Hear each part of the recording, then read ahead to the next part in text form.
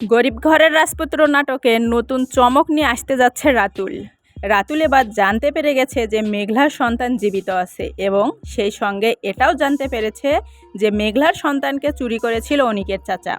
শুধু তাই নয়, মেঘলার সন্তান যে বেঁচে আছে এ কথাটা জানে বৃষ্টির বাবা এবং বৃষ্টি নিজেও, যে কারণে তারা যখন গোপনে ওই বস্তিতে চলে যায় সন্তানটার সঙ্গে দেখা করার জন্য, তখন যেন পিছু নেয় রাতুল। এবার রাতুল প্রমাণস্বরূপ সমস্ত কিছু যেন রেকর্ড করে রেখেছে নিজের ফোনে, যাতে করে অনিকের চাচা কিছুতেই রাতুলকে বাগড়া দিতে না পারে।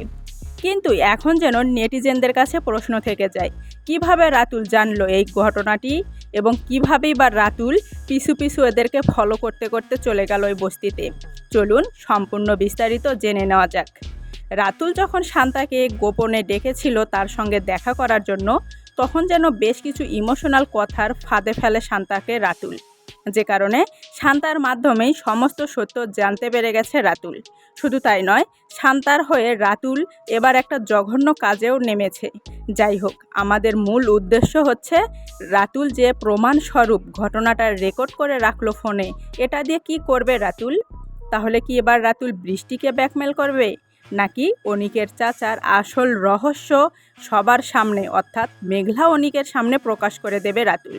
এমনই একটা পর্ব আসতে চলেছে গরিব ঘরের রাজপুত্র নাটকের সামনের এপিসোড জুড়ে, যা দেখার জন্য আমাদের সাধারণ অডিয়েন্সরা অধীর আগ্রহে অপেক্ষা করে আছে।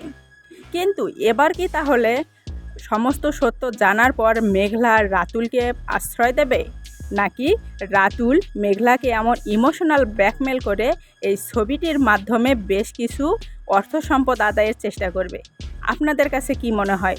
অবশ্যই আপনাদের মূল্যবান মতামত কমেন্টে জানাবেন। অনেক নেটিজেন এটা বলবেন কমেন্টে যে আপনি যে সমস্ত কথা বলেন এগুলো তো হয় না।